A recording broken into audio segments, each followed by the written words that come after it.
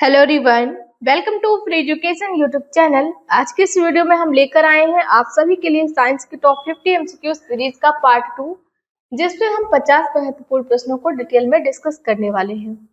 अभी आपका railway group D का एग्जाम है, जिसके लिए हम ये सीरीज चला रहे हैं। और अगर आपका फीडबैक अच्छा रहा, यानी कि आपके लिए ये सेशन यूजफुल रहा, तो ये कंटिन्यू रहेगी जब तक कि आपका एग्जाम नहीं कंप्लीट हो जाता है।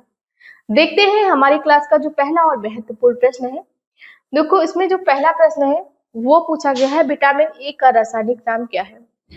विटामिन से टॉपिक जो है वो आपके एसएससी का एग्जाम हो या फिर रेलवे, उसमें कई बार पूछा जाता है। और इसमें विटामिन ए के साथ साथ जितने भी विटामिन है उनके साइंटिफिक नेम, उनके सोर्स यानी कि उनको कहाँ से प्राप्त किया जा सकता है, और उनकी कमी से यानी कि डिफिशियंसी से कौन सा रोग होता है, इनको हम एक ही साथ में डिस्कस कर लेंगे। क्योंकि प्रीवियस वीडियो में मैंने आप सभी को बताया है कि हमारे सेशन की खास बात ये होगी कि एक टॉपिक के ऑलराउंड जितने भी क्वेश्चन बनते हैं उनको हम एक ही क्वेश्चन में कवर कर लेंगे, ठीक है। इस तरह एक ही क्लास में आपके 300-350 फैक्ट जो है क्लियर हो जाते हैं, और इसकी जो पीडीएफ आपको टेलीग्राम चैनल पे मिल जाएगी, ठीक। तो यहाँ पर विटामिन ए का जो रासायनिक नाम है वो हो जाएगा रेटिनॉल, यानी कि जो आपका ऑप्शन ए है वो राइट आंसर हो जाएगा इस क्वेश्चन का। अब यहाँ पर विटामिन ए के साथ साथ जितने भी विटामिन है उनको देख लेते हैं। विटामिन ए का साइंटिफिक नाम रेटिनॉल है, और इसकी कमी से कौन सा रोग हो जाता है। तो देखो, जो विटामिन ए है इसकी कमी से रतौंधी, जीरोथैल्मिया, संक्रमण रोग और त्वचा की कोशिकाओं में परिवर्तन, ये कुछ मेजर डिजीज हैं जो कि विटामिन ए की कमी से हो जाती हैं। अब विटामिन ए की कमी को दूर करने के लिए हमें कौन कौन से फ्रूट्स हैं जो खाने चाहिए, या फिर क्या क्या हमको सेवन करना चाहिए। जैसे कि गाजर है, इसमें प्रचुर मात्रा में विटामिन ए पाई जाती है। हरी सब्जियां है, दूध है, मक्खन, अंडा, यकृत, मछली का तेल, ये सारे मेजर सोर्सेस हैं विटामिन ए के, ठीक। विटामिन बी 1, जिसका साइंटिफिक नाम क्या है, थायमिन है, इसकी कमी से बेरी बेरी रोग होता है, या फिर वृद्धि का रुकना, यानी कि जो विकास है वो रुक जाता है। इसको इसकी कमी को दूर करने के लिए कौन कौन से चीजें जिनका सेवन करना चाहिए, अनाज, फलियां, सोयाबीन, दूध। विटामिन बी 2, इसको राइबोफ्लेविन के नाम से जानते हैं, और इसकी कमी से किरोसिस नामक एक बीमारी है जो हो जाती है।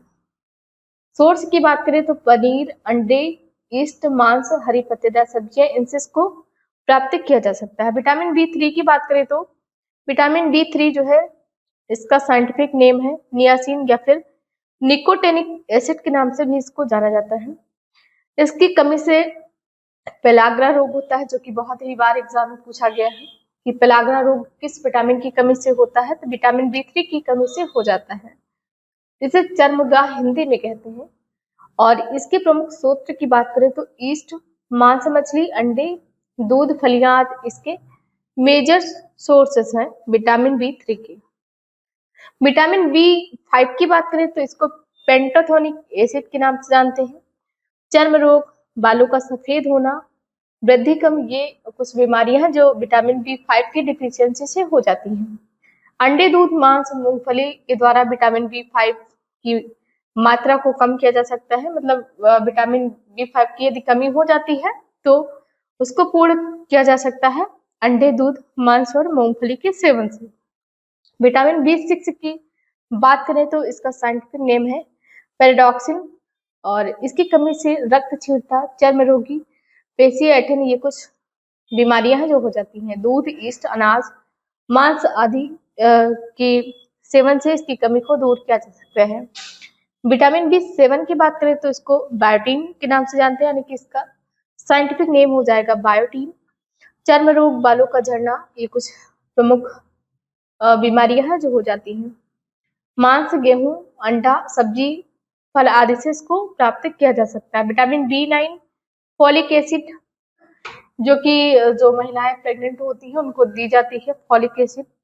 रक्तक्षीणता, कुंठित वृद्धि, ये कुछ मेजर बीमारियां हैं या कुछ मेजर जो इशू है वो हो जाते हैं विटामिन बी 9 की कमी से। हरी सब्जियां, फलियां, ईस्ट, मांस, अंडे के सेवन से इसकी कमी को दूर किया जा सकता है। विटामिन बी 12, इसको साइनोकोबालेमिन के नाम से जानते हैं। घातक रक्तक्षीणता, और तंत्रिका तंत्र की गड़बड़ी हो जाती है इसकी कमी से। मांस, मछली, अंडा, दूध, आंत के जीवाणु जो होते हैं उनके सेवन से इसकी कमी को दूर किया जा सकता है। विटामिन सी की बात करें तो देखो जो विटामिन सी है इसका साइंटिफिक नेम एस्कॉर्बिक एसिड है। इसकी कमी से होने वाला स्कर्वी रोग है जो कि दांतों और मसूड़ों का रोग है। बहुत ही महत्वपूर्ण ये विटामिन है जो एग्जाम में कई बार पूछी जाती है। आंवला, खट्टे फलों आदि के सेवन से इसकी कमी को दूर किया जा सकता है। विटामिन डी कैल्सीफेरॉल के नाम से जानते हैं। इससे होने वाले दो रोग हैं, सूखा रोग जिसे रिकेट्स के नाम से जानते हैं और ऑस्टियोमैलेशिया। आपसे पूछा जा सकता है कि विटामिन डी जो है उसकी कमी से बच्चों में कौन सा रोग होता है, तो रिकेट्स जो कि सूखा रोग है और एडल्ट यानी कि बड़ों में ये होता है ऑस्टियोमैलेशिया। ये दो रोग है। मक्खन, मछली का तेल, अंडे आदि की सेवन से इसको दूर किया जा सकता है, मतलब इसकी कमी को दूर किया जा सकता है। विटामिन ई इसका साइंटिफिक नेम है टोकोफेरॉल। जनन क्षमता की कमी, जननांग तथा पेशीय कमजोरी ये कुछ मेजर इशू है जो विटामिन ई की कमी से हो जाते हैं। तेल, गेहूं, अंडे की जर्दी, सोयाबीन आदि के माध्यम से विटामिन ई की कमी को पूर्ण किया जा सकता है। विटामिन के नेप्थोक्विनोन के नाम से जानते हैं। चोट पर रक्त का थक्का न जमना, यदि किसी को एक्सीडेंट हो जाता है तो जो जिसको एक्सीडेंट होता है उसका ब्लड फ्लो होता रहता है। अगर विटामिन के की कमी है तो उसका जो ब्लड है वो रुकता नहीं है, यानी कि ब्लड फ्लो होता है जो कि बहुत ही घातक होता है। यदि ब्लड फ्लो नहीं होगा तो कुछ ही सेकंड में सारा ब्लड शरीर का बह जाता है, जिसके कारण फिर इंसान भी जो जीवित नहीं रह सकता है। हरी सब्जियां, अंडा, सोयाबीन इनके माध्यम से विटामिन के को प्राप्त किया जा सकता है। अगला प्रश्न जो कि बहुत ही ज्यादा महत्वपूर्ण है, कीटों यानी कि इंसेक्ट का अध्ययन क्या कहलाता है। तो देखो जो कीट पतंगे हैं इनके अध्ययन को बोलते हैं क्या, एंटोमोलॉजी। यानी कि ऑप्शन डी जो है इस प्रश्न का सही जवाब आपका हो जाएगा। ठीक है, इसके साथ ही साथ कुछ अन्य भी शाखाएं हैं जीव विज्ञान की, उनको हम देख लेते हैं। जैसे कि मधुमक्खी पालन का जो अध्ययन है एपीकल्चर कहलाता है। सेरीकल्चर में हम रेशम कीट का पालन जो है इसकी स्टडी करते हैं। पिसिकल्चर के अंतर्गत हम मत्स्य पालन का अध्ययन करते हैं। माइकोलॉजी में हम कौकों का अध्ययन करते हैं। फाइकोलॉजी में हम शैवालों का अध्ययन करते हैं। एंथोलॉजी में हम पुष्पों का अध्ययन करते हैं। पोमोलॉजी में फलों का अध्ययन करते हैं। ऑर्निथोलॉजी में हम पक्षियों का अध्ययन करते हैं। इक्थियोलॉजी में हम मछलियों का अध्ययन करते हैं। एंटोमोलॉजी में हम कीटों का अध्ययन करते हैं और डेंड्रोलॉजी में हम वृक्षों का अध्ययन करते हैं। ऑफियोलॉजी इसके अंतर्गत जो सर्प होते हैं यानी कि सांप, इनकी स्टडी की जाती है।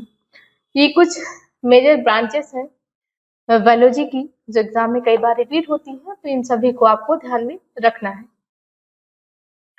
नेक्स्ट क्वेश्चन है, सिप्लियो का अध्ययन क्या कहलाता है। तो देखो स्टडी ऑफ लेजर्ड इज कॉल्ड क्या, सोरोलॉजी। यानी कि ऑप्शन ए जो है आपका सही जवाब हो जाएगा। एडिशनल पॉइंट की बात करें तो देखो सोरोलॉजी में हम छिपकलियों का अध्ययन करते हैं। सिल्वीकल्चर में हम काष्ठी पेड़ों का अध्ययन करते हैं। काष्ठी पेड़ मतलब जिनसे हम लकड़ियां प्राप्त करते हैं। फ्लोरोकल्चर में हम फूलों की खेती या फिर पुष्प की जो कृषि है इसका अध्ययन करते हैं। ओलरीकल्चर में हम सब्जियों की कृषि जो है उसका अध्ययन करते हैं। हेरेरिकल्चर में हम घोंघे का संवर्धन जो है इसका अध्ययन करते हैं। विटीकल्चर में हम अंगूर उत्पादन जो होता है उसका अध्ययन करते हैं। और मोरिकल्चर ये शहतूत की जो खेती है उसको बोलते हैं। ठीक, नेक्स्ट क्वेश्चन है, कोशिका का अध्ययन क्या कहलाता है। बहुत ही महत्वपूर्ण प्रश्न है, आपसे पूछा जाता है कि study of cells is called. तो देखो जो कोशिका का अध्ययन है वो कहलाता है साइटोलॉजी। यानी कि ऑप्शन बी जो है आपका सही जवाब हो जाएगा। कुछ पॉइंट्स हैं जो हम देख लेते हैं। कोशिका के अध्ययन के विज्ञान को साइटोलॉजी कहा जाता है। ठीक, कोशिका जो है इसकी खोज किसके द्वारा की गई। तो सबसे पहले जो वैज्ञानिक है रॉबर्ट हुक, इन्होंने 1665 में कोशिका की खोज की। लेकिन आप एक फैक्ट याद रखेंगे कि इनके द्वारा जो कोशिका खोजी गई वो मृत कोशिका थी।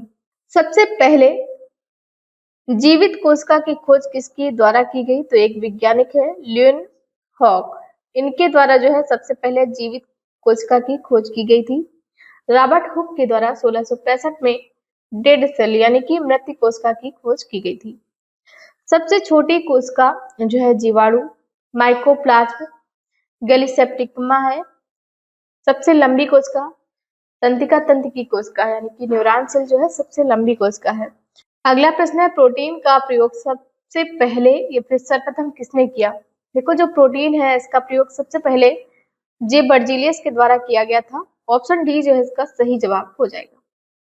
प्रोटीन शब्द जो है इसका प्रयोग सर्वप्रथम जे बर्जीलियस ने किया। ये एक जटिल कार्बनिक यौगिक है। आपसे एग्जाम में पूछा जाता है कि प्रोटीन क्या है, तो प्रोटीन एक जटिल कार्बनिक यौगिक है जो अमीनो अम्ल से मिलकर बने होते हैं। मानव शरीर का लगभग 15% भाग प्रोटीन से निर्मित होता है। सभी प्रोटीन एवं शरीर की मरम्मत दोनों कार्यों के लिए प्रोटीन उत्तरदायी होती है। एक कार्यशील महिला को प्रतिदिन 45 ग्राम प्रोटीन लेना चाहिए।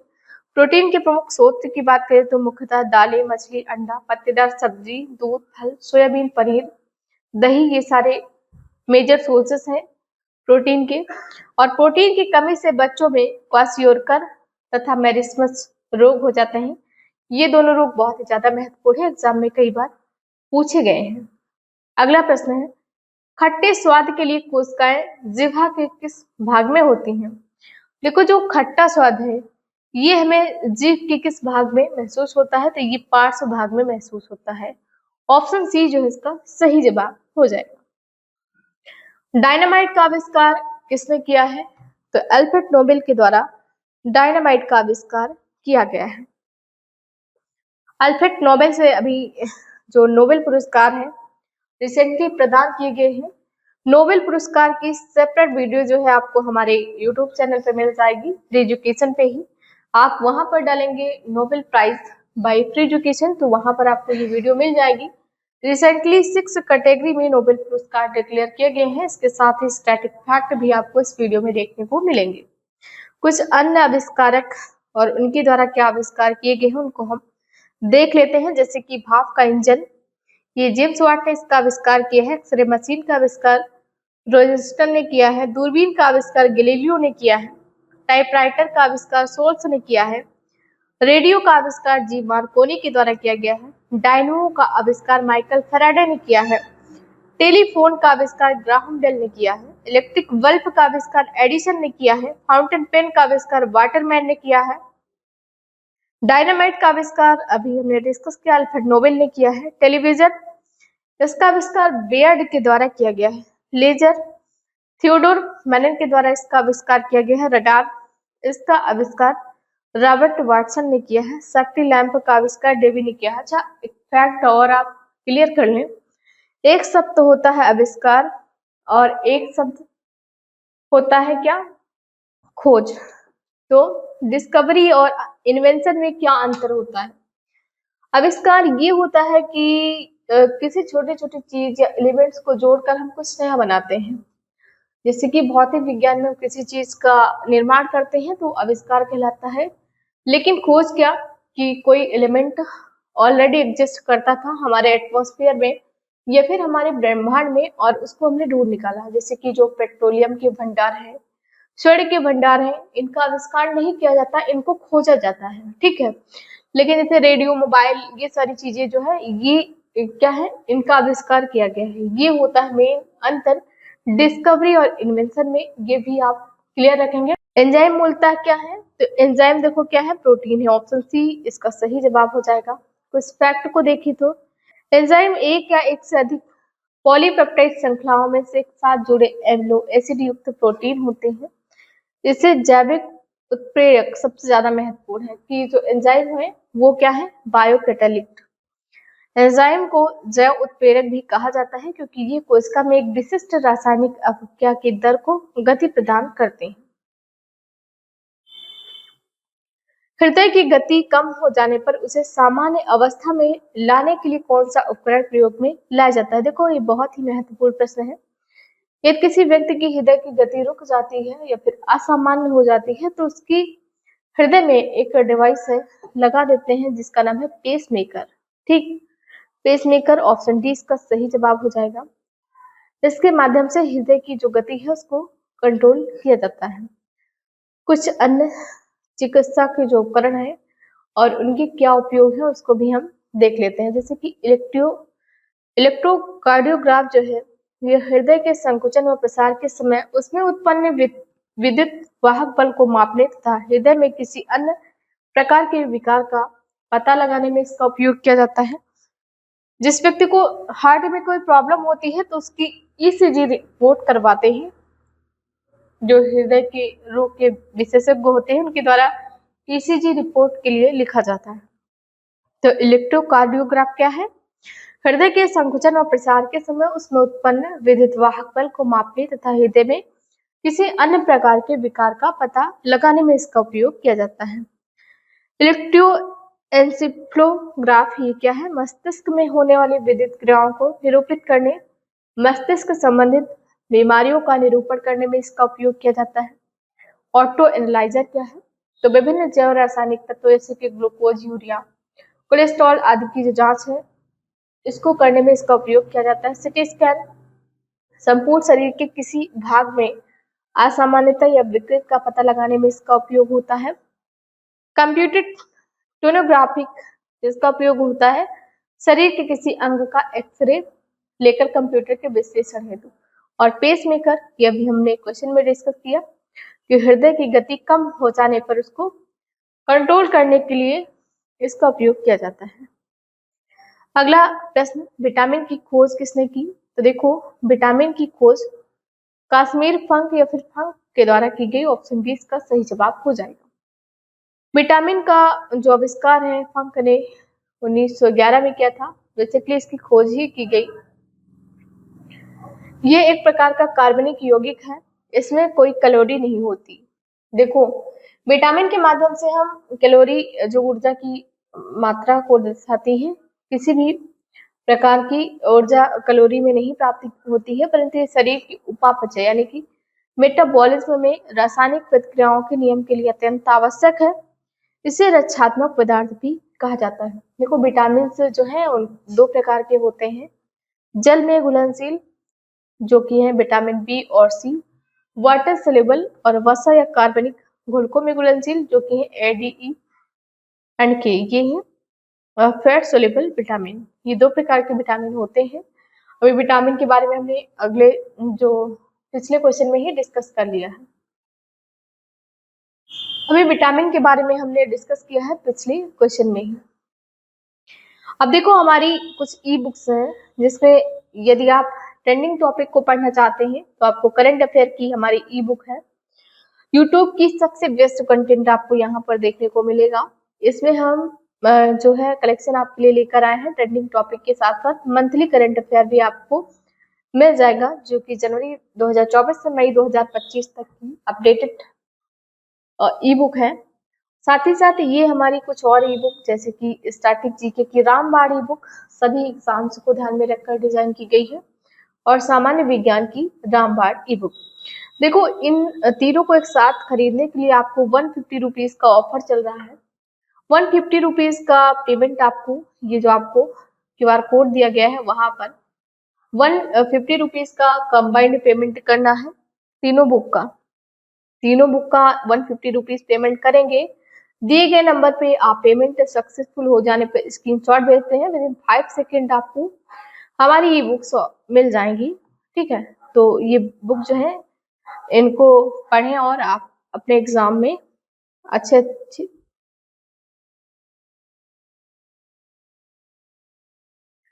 तो आप हमारी ई बुक्स के माध्यम से अपना सिलेक्शन पक्का करें। देखते हैं अगला प्रश्न जो है, यूरिया किसमें संश्लेषित होता है? देखो यूरिया जो है किसमें संश्लेषित होता है? यूरिया लीवर में या फिर यकृत में इसका संश्लेषण किया जाता है। ऑप्शन ए जो है इस प्रश्न का सही जवाब हो जाएगा। बात करें हम लीवर की तो यकृत विशेष एंजाइमों की सहायता से आवश्यकता से अधिक अमोनिया यानी कि NH3 को यूरिया में परिवर्तित कर देता है जो कि अमोनिया से कम हानिकारक होता है। यकृत में मृतक RBCs के हीमोग्लोबिन के टूटने के कारण पित्त वर्णक यानी कि बाइल पिगमेंट का निर्माण होता है। पित्त वर्णक पित्त रस के साथ आंत में पहुंचकर विस्तार के साथ शरीर से बाहर निकल जाते हैं। लार निम्न में से किसके पाचन में सहयोग करती है? देखो जो स्लाइवा है ये किसके पाचन में सहयोग करती है? तो ये स्टार्च के पाचन में सहयोग करती है। कुछ एडिशनल पॉइंट की बात करें तो लार में एक एंजाइम पाया जाता है जो कि है टाइलिन। टाइलिन नामक एंजाइम उपस्थित होता है जो भोजन के स्टार्च को डाइसैकेराइड माल्टोज में तोड़ देता है। पूछा जाता है आपसे प्रश्न एग्जाम में कि जो टाइलिन नामक एंजाइम है लार का वो भोजन के स्टार्च को किसमें तोड़ता है? तो डाइसैकेराइड माल्टोज में तोड़ता है। लार में उपस्थित लाइसोजाइम व थायोसाइनेट आयन भोजन के साथ आए हुए सूक्ष्म जीवों व जीवाणु को नष्ट कर देते हैं। भोजन में उपस्थित लगभग 30% मंड यानी कि स्टार्च का पाचन मुख गुहा में ही हो जाता है, यानी कि मुख के अंदर ही लगभग 30% जो स्टार्च है भोजन का वो पच जाता है। अगला प्रश्न, रक्त का थक्का किस विटामिन की आवश्यकता रक्त का थक्का बनने में किस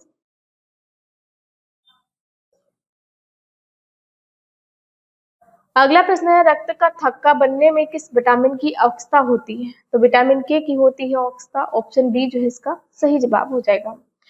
निम्नलिखित में से कौन सा विटामिन उसकी कमी होने वाला रोग जो है सुमेलित नहीं है? देखो विटामिन और विटामिन की कमी से होने वाले रोग दिए गए हैं, कौन सा सुमेलित नहीं है? तो यहाँ पर दो जो है कल्सीपुरॉल अस्थिरोपीड़ता सही है, नियासिन पेलाग्रा ये भी सही है, कोलानमिन ये भी सही है। इसमें देखो जो राइबोफ्लेविन है इससे बेरी बेरी नहीं होता है। ऑप्शन डी जो है इसका सही जवाब हो जाएगा। सिरका में निम्न में से कौन सा अम्ल पाया जाता है? तो सिरका में एसिटिक एसिड पाया जाता है। ऑप्शन ए जो है 15 नंबर क्वेश्चन का सही जवाब हो जाएगा। देखो कुछ प्राकृतिक अम्ल और उनके स्रोत एग्जाम में पूछे जाते हैं ना, इसीलिए हमने यहाँ पर ये क्वेश्चन रखा है। अब मेन जो है आपको ये स्लाइड देखना है, यहाँ पर आपको देखने को मिलेंगे कुछ प्राकृतिक अम्ल और उसके स्रोत, जैसे कि सिरका है। सिरका में एसिटिक अम्ल यानी कि एसिटिक एसिड पाया जाता है। चींटी के डंक में, बर्रे के डंक में फार्मिक एसिड कई बार एग्जाम में पूछा गया है। नींबू कुल के जो फल या फिर नींबू है इसमें साइट्रिक एसिड पाया जाता है। दही में लैक्टिक एसिड, पालक में ऑक्सैलिक अम्ल और एस्कॉर्बिक अम्ल जो कि है विटामिन सी, ये आंवला नींबू कुल के जो सिट्रस फल है इसमें पाया जाता है। टार्टरिक अम्ल इमली, अंगूर, कच्चे आम आदि में पाया जाता है। एक होता है मैलिक एसिड। मैलिक एसिड जो है ये कहाँ पाया जाता है? ये पाया जाता है आपके एप्पल यानी कि सेब में। ठीक, बासमती चावल के दाने पकाने पर लंबे हो जाते हैं क्योंकि उसमें बाहुल है। देखो बासमती चावल जो है उसके दाने आप देखेंगे पकाने पर लंबे हो जाते हैं, इसका रीजन क्या है? क्योंकि उसमें जो है एमाइलोज की अधिकता पाई जाती है। ऑप्शन बी जो है इसका सही जवाब हो जाएगा। एमाइलोज एक पॉलीसेकेराइड है जिसका उपयोग विभिन्न उद्योगों में एक कार्यात्मक बायोमटेरियल के रूप में किया जाता है।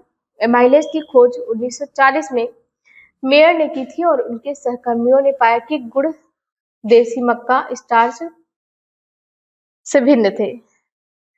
यह शैवाल और पौधे के अन्य निचले रूपों में भी पाया जाता है एमाइलोज। मानव के बाल एवं नख में निम्नलिखित में से कौन सा प्रोटीन विद्यमान है? देखो जो मनुष्य के बाल और नाखून है इनमें कौन सा प्रोटीन विद्यमान है? तो केराटिन नाम की प्रोटीन पाई जाती है मनुष्य के बाल और नाखूनों में। ठीक, प्रोटीन की अधिकतम मात्रा कहाँ पाई जाती है? तो सोयाबीन में पाई जाती है। सोयाबीन में प्रोटीन की अधिकतम मात्रा पाई जाती है। एमपी में सबसे अधिक जो सोयाबीन है इसका उत्पादन किया जाता है। एमपी यानी कि जो मध्य प्रदेश है इसको सोया स्टेट के नाम से भी जाना जाता है। प्रोटीन अमीनो अम्ल से निर्मित होते हैं और अमीनो अम्ल मानव शरीर में संग्रहित नहीं होते, यानी कि ये निकल जाते हैं। ग्लूकागॉन हार्मोन्स का स्रावण किन कोशिकाओं के द्वारा किया जाता है? तो ग्लूकागॉन हार्मोन्स जो है इनका जो सिक्रेशन है वो होता है अल्फा कोशिकाओं के माध्यम से। एडिशनल पॉइंट की बात करें तो अल्फा कोशिकाएं ग्लूकागॉन नामक हार्मोन का स्रावण करती हैं और ग्लूकागॉन रक्त में ग्लूकोज की मात्रा सामान्य रखने का कार्य भी करता है। ग्लूकागॉन प्रोटीन एवं वसा के ग्लूकोज के संश्लेषण को प्रेरित करता है। ग्लूकागॉन यकृत में संचित ग्लाइकोजन से ग्लूकोज का संश्लेषण करता है। यह प्रक्रिया ग्लाइकोजी नोलाइसिस कहलाती है। इस प्रक्रिया से रक्त में ग्लूकोज की आवश्यक मात्रा भी बढ़ जाती है। रक्त कोशिकाएं कितने प्रकार की होती हैं? बहुत ही महत्वपूर्ण प्रश्न है। तो देखो, जो ब्लड सेल्स हैं यानी कि रक्त कोशिकाएं, ये 3 प्रकार की होती हैं। 3 प्रकार की कौन कौन सी होती हैं? तो देखो, रक्त कोशिकाएं जो है 3 प्रकार की होती हैं। लाल रक्त कोशिकाएं, श्वेत रक्त कोशिकाएं, प्लेटलेट्स। लाल रक्त कोशिकाएं यानी कि रेड ब्लड कॉर्पसल्स, आरबीसी, जिनको बोलते हैं एंथोसाइटिस। श्वेत रक्त कोशिकाओं को ल्यूकोसाइट्स बोलते हैं और प्लेटलेट्स जो है यूक्रेटिस। डब्ल्यूबीसी, आरबीसी, प्लेटलेट्स, ये 3 कोशिकाओं के प्रकार हैं जो ह्यूमन बॉडी में पाए जाते हैं। अगला प्रश्न है, आनुवंशिकता के नियम के जन्मदाता यानी कि जो लॉ ऑफ हेरिडिटी है किसके द्वारा दिया गया? तो ग्रेगर चार मेंडल के द्वारा दिया गया है। ऑप्शन सी इसका सही जवाब हो जाएगा। ये ऑस्ट्रेलिया के वैज्ञानिक हैं। ऑस्ट्रेलियाई वैज्ञानिक ग्रेगर जॉन हान मेंडल को आनुवंशिकता के मौलिक नियम की खोज के लिए आनुवंशिकता के पिता या फिर फादर ऑफ हेरिडिटी के नाम से भी जाना जाता है। इन्हें अब मेंडेलियन लॉ ऑफ इनहेरिटेंस के रूप में भी जाना जाता है। इन्होंने मटर के पौधे पर अपने कार्यों के माध्यम से आनुवंशिकी की नींव रखी थी। तो मटर का पौधा आप ध्यान रखेंगे, ये भी एग्जाम में पूछा जाता है कि इन्होंने अपने नियम का जो प्रयोग है किस पे किया? तो मटर का पौधा जो है इसके ऊपर इसका प्रयोग किया गया।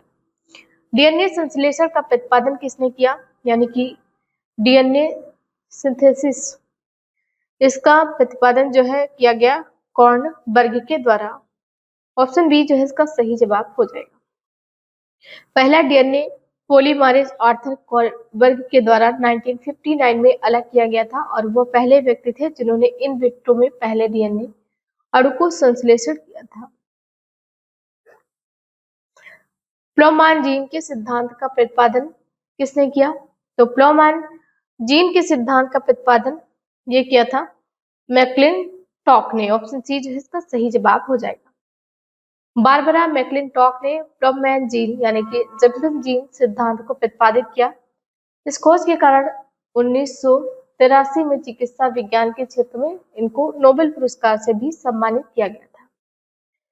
वॉशिंग मशीन, अच्छा वॉशिंग मशीन तो सबके घर में, जिन लोगों के घर में होगी, कभी आपने ये सोचा है कि वॉशिंग मशीन में आखिरकार कपड़े क्यों साफ हो जाते हैं और इसके पीछे जो है लॉजिक क्या है, फिर कौन सी थ्योरी अप्लाई होती है? तो वॉशिंग मशीन में जो नियम अप्लाई होता है वो है अपकेंद्रण का। अपकेंद्रण के कारण ही वॉशिंग मशीन में जो धूल गंदगी है वो साफ हो जाती है। इस सिद्धांत के मुताबिक जब कोई पिंड किसी वृत्ताकार पथ पर घूमता है तो उस पर मार्ग के केंद्र की ओर अपकेंद्रीय बल लगता है। इसके विपरीत केंद्र से बाहर की ओर अपकेंद्रीय बल लगता है। इसी बल की वजह से कपड़ों में मौजूद जो मैल है वो कपड़ों से बाहर निकल जाता है। डाप्सन इकाई का प्रयोग किया जाता है। तो देखो, जो डाप्सन इकाई है इसका प्रयोग होता है ओजोन परत की मोटाई मापने में। ओजोन परत O3 इसको मापने में डाप्सन इकाई का प्रयोग किया जाता है। डाप्सन वायुमंडल की ऊर्ध्वाधर स्तंभ में उपस्थित किसी गैस की मात्रा मापने की इकाई है। वायुमंडलीय ओजोन की मात्रा को डाप्सन में व्यक्त करते हैं। अच्छा, ओजोन दिवस जो है कब मनाते हैं? 16 सितंबर को मनाते हैं। ये भी एग्जाम में पूछा जाता है। ओजोन परत का कार्य क्या है? तो जो अल्ट्रावायलेट यानी कि सूर्य की ओर से आने वाली जो परावैगरी किरणें हैं इनकी जो मतलब इनसे हमारी रक्षा ओजोन परत के द्वारा की जाती है। 1 पिकोग्राम बराबर होता है, तो 1 पिकोग्राम जो है ये बराबर होता है 10 की पावर -12 ग्राम के। ऑप्शन सी जो है इसका सही जवाब हो जाएगा। कुछ अन्य जो प्रतीक है या फिर 10 की घात मान में है वो आप पीडीएफ के माध्यम से पढ़ लेंगे। इसमें सबसे ज्यादा जो पूछा जाता है 1 पिकोग्राम किसके बराबर होता है? गुरुत्वाकर्षण का सिद्धांत किसने दिया? तो भाई इनको कौन नहीं जानता है। गुरुत्वाकर्षण का सिद्धांत ये दिया गया है चार्ल्स न्यूटन के द्वारा। ऑप्शन ए जो है आपका सही जवाब हो जाएगा। और ग्रेविटी के 3 नियम दिए गए हैं इसके द्वारा, चार्ल्स न्यूटन के द्वारा। गिरते के सेब के माध्यम से इन्होंने लॉ ऑफ ग्रेविटी को बनाया है। सर्वप्रथम न्यूटन ने 1686 में यह बताया कि ब्रह्मांड में स्थित प्रत्येक पिंड दूसरे पिंड को अपनी ओर आकर्षित करता है। दो पिंडों के बीच स्थित आकर्षण बल की इसी विशेषता का अनुकरण करते हुए पृथ्वी किसी पिंड या वस्तु को अपने केंद्र की ओर खींचती है, जिसे गुरुत्वाकर्षण या फिर ग्रेविटेशनल कहते हैं। और प्राचीन भारत के जो गणतज्ञ ब्रह्मगुप्त, इन्होंने न्यूटन से पूर्व ही बता दिया था कि सभी वस्तुएं पृथ्वी की ओर गुरुत्वाकर्षित होती हैं। तो एग्जाम में पूछा जा सकता है कि न्यूटन से पूर्व किस वैज्ञानिक के द्वारा गुरुत्वाकर्षण के बारे में बताया गया। तो ब्रह्मगुप्त ने न्यूटन से पूर्व ही बता दिया था कि जो सभी वस्तुएं हैं पृथ्वी की तरफ आकर्षित होती है। हवाओं की ऊर्जा होती है। देखो हवाओं में कौन सी ऊर्जा होती है, तो गतिज ऊर्जा यानी कि काइनेटिक एनर्जी होती है। ऑप्शन बी जो है आपका सही जवाब हो जाएगा। इलेक्ट्रिक बल्ब की खोज किसने की? थॉमस अल्वा एडिसन के द्वारा इलेक्ट्रिक बल्ब की खोज की गई थी। ऑप्शन ए इसका सही जवाब हो जाएगा। रॉकेट किस सिद्धांत पर कार्य करता है? तो इसका जो राइट आंसर होगा ऑप्शन सी हो जाएगा। न्यूटन का जो तीसरा नियम है, इसके सिद्धांत पर रॉकेट जो है कार्य करता है। कुछ फैक्ट है, जैसे कि गति के तृतीय नियमानुसार एक वस्तु क्रिया रूप में दूसरी वस्तु पर जितना बल लगाती है, दूसरी वस्तु भी उतना ही बल विपरीत दिशा में प्रतिक्रिया रूप में लगाती है। अर्थात प्रत्येक क्रिया की उसके बराबर तथा विपरीत दिशा में प्रतिक्रिया होती है। कुछ उदाहरण है इसके। बंदूक से जब गोली छोड़ी जाती है तो हमें पीछे की ओर झटका लगता है। इसका कारण क्या है? जितने बल से गोली आगे जाती है उतना ही बल वो प्रतिक्रिया स्वरूप बंदूक पर भी लगाती है। ये उदाहरण है न्यूटन के तीसरे नियम का, और एक है रॉकेट वाला। ये दोनों उदाहरण बार बार एग्जाम में कहीं ना कहीं रिपीट हुए हैं। मानव शरीर का भार होता है, यहाँ पर आपको ये बताना है कि मानव शरीर का भार कहाँ पर अधिकतम होता है। तो जो पृथ्वी का पोल है यानी कि ध्रुव, यहाँ पर मानव शरीर का भार अधिकतम होता है। ऑप्शन ए जो है इसका सही जवाब हो जाएगा। वर्षा की बूंद गोलाकार आकृति का कारण, यानी कि जो वर्षा की बूंद पृथ्वी पर गिरती है तो गोलाकार आकृति में गिरती है। इसका कारण क्या है? तो सरफेस टेंशन यानी कि पृष्ठ तनाव। ऑप्शन बी जो है इसका सही जवाब हो जाएगा। किसी भी द्रव्य के अणुओं में संसंजक बल होने के कारण उसका स्वतंत्र पृष्ठ तनी हुई झिल्ली की तरह कार्य करता है। अतः द्रव्य का बाह्य पृष्ठ सदैव तनाव की स्थिति में होता है और उसमें संकुचित होकर अपना बाह्य पृष्ठ का क्षेत्रफल कम से कम रखने की प्रवृत्ति होती है। द्रव्य के पृष्ठ का यह तनाव ही पृष्ठ तनाव या फिर सरफेस टेंशन कहलाता है। पृथ्वी का पलायन वेग बहुत बार एग्जाम में पूछा गया है। पृथ्वी का पलायन वेग कितना है? 11.2 किलोमीटर प्रति सेकंड। पलायन वेग क्या है? तो देखो, किसी वस्तु को ऊपर की ओर फेंकने पर पृथ्वी के गुरुत्वाकर्षण के कारण यह पृथ्वी पर वापस लौट आती है। यदि वेग को बढ़ाते जाएं तो अंत में एक ऐसा वेग आता है जिससे फेंकने पर पृथ्वी के गुरुत्वीय क्षेत्र से बाहर निकल जाती है और पृथ्वी पर वापस नहीं आती। यानी कि इस वेग से किसी वस्तु को फेंका जाए कि वो गुरुत्वाकर्षण बल जो है उसको क्रॉस करके पृथ्वी पर दोबारा ना वापस आए, तो वो कहलाता है पलायन वेग। और पृथ्वी के लिए जो पलायन वेग का मान कितना है? 11.2 किलोमीटर प्रति सेकंड। ये एग्जाम में पूछा जाता है। निम्नलिखित में से किसे एक स्नेहक यानी कि लुब्रिकेंट के रूप में भी प्रयोग किया जाता है? तो लुब्रिकेंट के रूप में ग्रेफाइट का प्रयोग होता है। ऑप्शन बी जो है इसका सही जवाब हो जाएगा। ठीक, ग्रेफाइट का उपयोग स्नेहक या फिर लुब्रिकेंट के रूप में किया जाता है। इसकी फिसलन प्रकृति के कारण ही ग्रेफाइट की परतों के बीच कमजोर वांडर बल होता है, जिससे फिसलन प्रकृति बनती है। पेंसिल में भी ग्रेफाइट का उपयोग किया जाता है। अच्छा, ग्रेफाइट के बारे में एक फैक्ट और भी आपको ध्यान रखना है कि ग्रेफाइट उष्मा और विद्युत का अच्छा संवाहक होता है, कैरियर होता है। दो वेक्टर जिनका मान अलग है, देखो दो वेक्टर जिनका मान अलग है उनके बारे में कौन सा ऑप्शन सही है? तो दो वेक्टर जिनका मान अलग है उनका परिणामी शून्य नहीं हो सकता, यानी कि ऑप्शन सी जो है इसका सही जवाब हो जाएगा। क्रिकेट का खिलाड़ी तेजी से आती हुई बॉल को क्यों अपने हाथ को पीछा खींचकर पकड़ता है? अपने हाथ को पीछे खींचकर क्रिकेट का खिलाड़ी जो है तेज गति से आती हुई गेंद को पकड़ता है। बल विश्राम की स्थिति में आ सके, ये कारण है।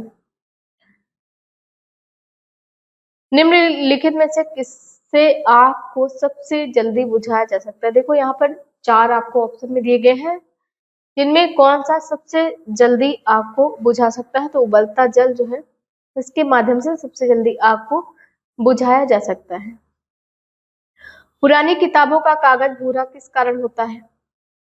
पुरानी किताबों का कागज जो है भूरा हो जाता है, क्यों? क्योंकि इसमें जो सेलुलोज होता है इनका ऑक्सीडेशन या फिर ऑक्सीकरण हो जाता है।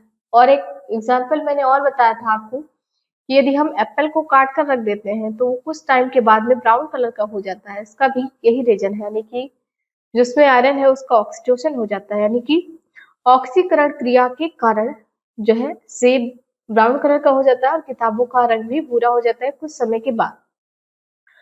भौतिक परिवर्तन उदाहरण है। देखो परिवर्तन 2 प्रकार के होते हैं, रासायनिक परिवर्तन और भौतिक परिवर्तन। यहाँ पर आपसे पूछा गया है कि भौतिक परिवर्तन का उदाहरण कौन सा है? तो देखो भौतिक परिवर्तन का उदाहरण है पानी में चीनी का घुलना। ऑप्शन डी जो है इसका सही जवाब हो जाएगा। देखो भौतिक परिवर्तन और रासायनिक परिवर्तन में मुख्यतः अंतर क्या है? तो वे परिवर्तन, जैसे कोई चीज है उसको जिस अवस्था में थी यदि उसको परिवर्तित करके और पुनः उसी अवस्था में लाया जा सके तो ये है आपका भौतिक परिवर्तन। ठीक, जैसे कि पानी को चीनी में मिलाओ, चीनी पानी में या फिर नमक पानी में, इनको किसी अन्य विधि का प्रयोग करके जिस अवस्था में थे उसी अवस्था में लाया जा सकता है। लेकिन जैसे दूध का दही जमना, ये आपका है रासायनिक परिवर्तन। ठीक, तो भौतिक और रासायनिक परिवर्तन में यही अंतर है। यहाँ पर जो पानी में चीनी का घुलना ये हो जाएगा आपका फिजिकल चेंजेस, यानी कि भौतिक परिवर्तन।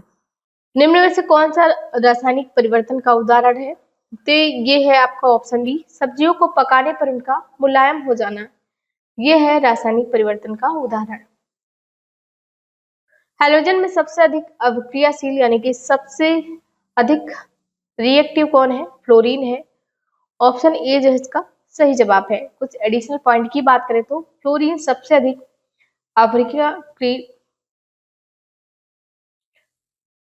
अभिक्रियाशील हैलोजन है।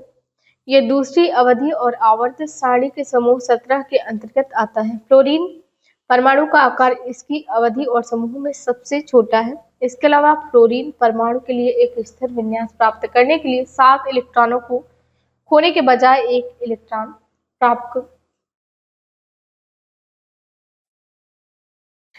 तीसरे और चौथे समूह के ऑक्साइड का सामान्य गुणधर्म क्या है? तो देखो तीसरे और चौथे समूह के जो ऑक्साइड हैं इनका सामान्य गुणधर्म बेसिक और एसिडिक है। ऑप्शन ए जो है इसका सही जवाब हो जाएगा। इलेक्ट्रॉन की खोज किसने की? तो इलेक्ट्रॉन की खोज किसके द्वारा की गई? थॉमसन के द्वारा। जी जी, थॉमसन के द्वारा। रेडियो सक्रियता की खोज किसने की? तो हेनरी बैकरल ने की। ऑप्शन डी जो है इसका सही जवाब हो जाएगा। 1896 में फ्रांस के वैज्ञानिक हेनरी बैकरल ने सर्वप्रथम रेडियो सक्रियता का पता लगाया। उन्होंने पाया कि यूरेनियम के निकट वाले कागज पर लिपटी फोटोग्राफी प्लेट काली पड़ गई है। इससे उन्होंने निष्कर्ष निकाला कि यूरेनियम से एक्सरे किरणें जैसी अदृश्य किरणें निकलती रहती हैं जिन पर ताप एवं दाब का प्रभाव नहीं पड़ता। इन्हीं के नाम पर प्रारंभ में इन किरणों को बैकरल किरणें और बाद में रेडियोएक्टिव किरणें कहा जाने लगा। देखो जो रेडियोएक्टिव किरणें हैं इनको पहले बैकरल किरणें भी कहा जाता था। दावन सोडे का रासायनिक सूत्र क्या है? दावन सोडे का रासायनिक सूत्र है Na2CO3। ऑप्शन डी इसका सही जवाब हो जाएगा। स्वर्णकारों द्वारा प्रयोग में आने वाला एक्वारेजिया निम्नलिखित में से किसको मिलाकर बनाया जाता है? एक्वारेजिया जो है ये नाइट्रिक एसिड और हाइड्रोक्लोरिक एसिड को मिलाकर बनाया जाता है। ऑप्शन बी जो इसका सही जवाब है। आपसे ये तो पूछा ही जाता है किसके कौन कौन से एलिमेंट के द्वारा इसको बनाया जाता है? तो नाइट्रिक एसिड और हाइड्रोक्लोरिक एसिड। दूसरा ये किसके द्वारा उपयोग किया जाता है एक्वारेजिया? तो सुनारों के द्वारा या फिर स्वर्णकारों के द्वारा। तीसरा ये है कि नाइट्रिक एसिड और हाइड्रोक्लोरिक एसिड को किस अनुपात में मिलाते हैं? तो 3:1 के अनुपात में इसको मिलाने पर एक्वारेजिया प्राप्त किया जाता है। ठीक, निम्नलिखित में से किस अम्ल में ऑक्सीजन नहीं होता है? हाइड्रोक्लोरिक एसिड जो है इसमें ऑक्सीजन नहीं होता है। ऑप्शन सी इसका सही जवाब है। खाने का सोडा यानी कि खाने का सोडा जो है इसका नाम क्या है? Sodium bicarbonate. ऑप्शन बी जो है इसका सही जवाब हो जाएगा। बेकिंग सोडा, इसका उपयोग खाने को शीघ्रता से पकाने के लिए किया जाता है। रासायनिक नाम क्या है? NaSCO3। इसी को सोडियम बाइकार्बोनेट भी कहा जाता है। नीला थोथा क्या है? तो देखो जो नीला थोथा है इसको कॉपर सल्फेट के नाम से जाना जाता है। ऑप्शन ए जो इसका सही जवाब हो जाएगा। कुछ फैक्ट इसके बारे में जो एग्जाम में पूछे जाते हैं उनको देख लेते हैं। देखो, नीला थोथा इसको तूतिया भी कहते हैं। इसका रासायनिक नाम कॉपर सल्फेट यानी कि CuSO4 है। कॉपर सल्फेट क्रिस्टल में 5 अणु क्रिस्टलन जल का होता है। इसका रंग नीला होता है और गर्म करने पर जल अलग होने से सफेद रंग का लवण प्राप्त होता है। अल्फा कैरोटीन क्या है? तो अल्फा कैरोटीन एक प्रोटीन है जो त्वचा में उपस्थित होती है। ऑप्शन बी इसका सही जवाब हो जाएगा। अगला और आज की क्लास का जो लास्ट क्वेश्चन है, भोजन के वर्ग में प्रति यूनिट कैलोरी की मात्रा सर्वाधिक होती है, यानी कि भोजन की किस यूनिट में जो कैलोरी है सबसे अधिक होती है? तो वसा में होती है। ऑप्शन बी जो है इसका सही जवाब हो जाएगा। तो देखिए ये रही मेरी आज की क्लास। आई होप वीडियो आप सभी को पसंद आया होगा। वीडियो पसंद आया तो लाइक करें, शेयर करें और कमेंट सेक्शन में अपना फीडबैक लिखना ना भूलें। Thank you so much for watching this. Have a nice day. See you soon with the next video.